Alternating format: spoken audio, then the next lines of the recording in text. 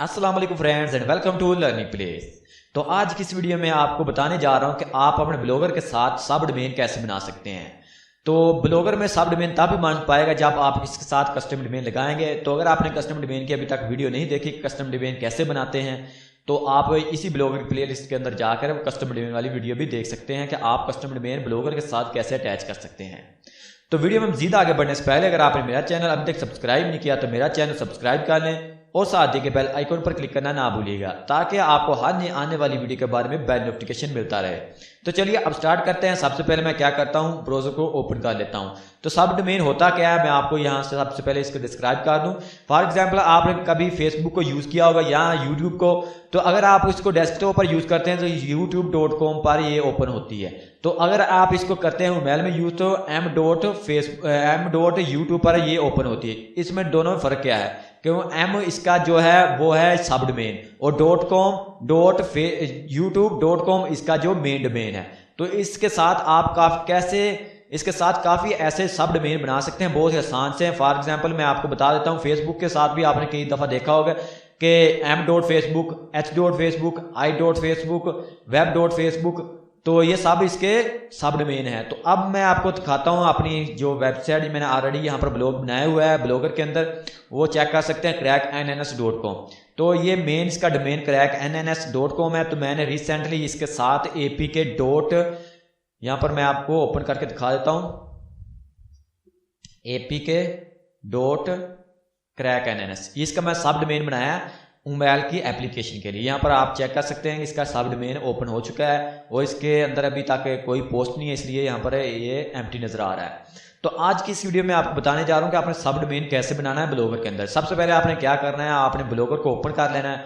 तो ब्लॉगर को ओपन करने के बाद साथ में आपने जिस कंपनी से जिस वेबसाइट से आपने डोमेन या आपने परचेज किया है उसको आपने साथ में ओपन कर लेना है, क्योंकि आपने ऑलरेडी यहाँ पर जो डोमेन लगाया है उसके DNS को आपने अपडेट करना है। कुछ एंट्रीज के अंदर न्यू आपने अपडेट करनी है। तो मैंने नेपचिप से यहाँ से अपना डोमेन जो परचेज किया हो इसी को वेबसाइट को मैं ओपन करता हूँ ताकि मैं अपने डोमेन को भी यहाँ से ओपन कर सकूँ। तो मैं यहाँ पर चलता हूँ डैशबोर्ड पे और यहाँ पर हम ब्लॉगर के अंदर आ चुके हैं। तो अब आपने क्या करना है, यहाँ पर आके आपने एक न्यू ब्लॉगर बनाना है ताकि आप इसके साथ सब डोमेन भी अटैच कर सकें। तो आपको एक न्यू ब्लॉगर बनाना पड़ेगा। तो दोनों ब्लॉगर के साथ क्या होगा कि अगर आपका एक ब्लॉगर की जो मेन जो आपका डोमेन है वो एडसेंस के लिए अप्रूवल है तो आप सब डोमेन को भी यहाँ पर अटैच कर सकते हैं और सब डोमेन पे भी आपके ऐड वो शो होंगे। तो चलिए सबसे पहले हम क्या करते हैं, यहाँ पर एक न्यू ब्लॉगर बनाएंगे और यहाँ पर मैं टैग करता हूँ न्यू ब्लॉगर और यहाँ पर इसका हम टाइटल रखते हैं मैक, क्योंकि मैं यहाँ पर मैक के लिए बनाने जा रहा हूँ एक न्यू ब्लॉगर। मैंने APK पर बना लिया और अब मैक पे हम बनाते हैं। और यहाँ पर इसका एड्रेस मैं क्या करता हूँ, यहाँ पर लिख देता हूँ मैक NNS। तो यहाँ पर ब्लॉग इज़ अवेलेबल और मैं यहाँ पर क्या करता हूँ, इसको कर देता हूँ सेव।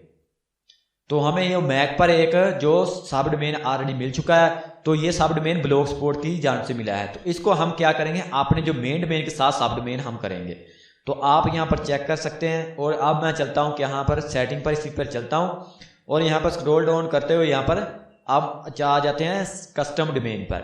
और यहाँ पर मैं क्या करूँगा, मैक डॉट यहाँ पर जो मेरा मेन डोमेन है उसका आपने जो नेम है वो आपने टाइप करना है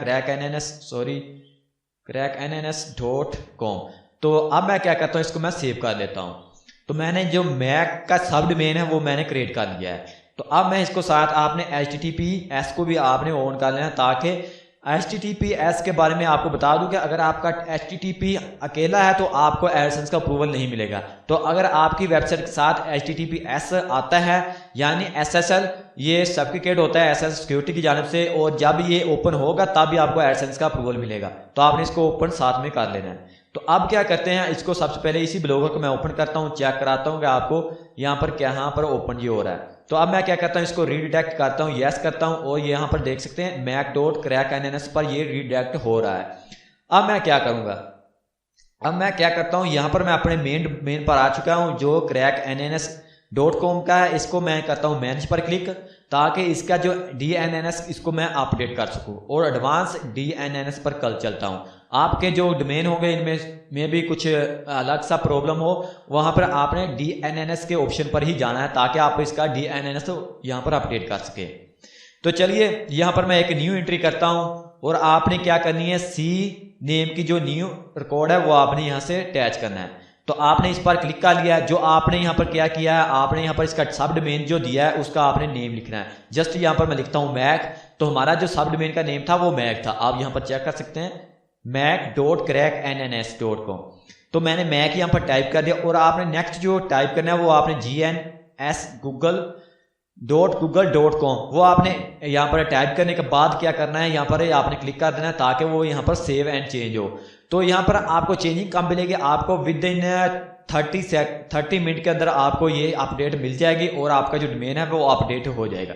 तो आप मैं क्या करता हूँ, आपने इस दोबारा से यहाँ पर चेक कर लें, आपने सी नेम कोड को सिलेक्ट करना है, और जो यहाँ पर ऊपर देखें होस्ट के अंदर आपने क्या करना है, होस्ट के अंदर जो आपका सब डोमेन का नेम है जस्ट उसको आपने टाइप करना है। यहाँ पर आप चेक कर सकते हैं जो हमारा सब डोमेन का नेम है मैक, तो मैंने इसको यहाँ पर ऐड कर दिया है। और जो नेक्स्ट जो बात आती है वैल्यू के अंदर आपने ghs.google.com इसको आपने अपडेट करना है, और जो यहाँ पर टाइम सेट यानी TTL यहाँ पर आता है उसको आपने ऑटोमेटिकली पर रहने देना है। तो यहाँ पर मैं इसको करता हूँ सेव, और सेव करने के बाद थोड़ा सा टाइम आपको यहाँ पर वेट करना पड़ेगा, और यहाँ पर सेव हो चुका है। तो अब मैं क्या करता हूँ, इसको रिफ्रेश करता हूँ, और ये विद इन 30 मिनट के अंदर वो आपका डोमेन जो सब डोमेन है वो आपके मेन डोमेन के साथ अटैच हो जाएगा। तो अब आप क्या करेंगे, आपने अगर मेन डोमेन को आपने आपका जो एडसेंस अप्रूवल है तो आप अर्निंग पर जाएं, तो आप यहाँ पर इसकी अर्निंग भी यहाँ पर ओपन कर सकते हैं, यानी इसकी अर्निंग को भी आप ऑलरेडी यहाँ पर कनेक्ट करेंगे। आप यहाँ पर कनेक्ट टू एडसेंस पर क्लिक करेंगे तो आपका जो सब डोमेन है वो आपके एडसेंस के साथ अटैच हो जाएगा, और आपका ये सब डोमेन है ये भी आपका एडसेंस पर ऐड शो होना स्टार्ट कर देगा। उम्मीद है कि आपको ये वीडियो पसंद आई होगी। अगर आपको ये वीडियो पसंद आई हो तो आप इसको लाइक जरूर कीजिएगा, और दोस्तों के साथ शेयर जरूर कीजिएगा। तो आज की वीडियो में इतना ही।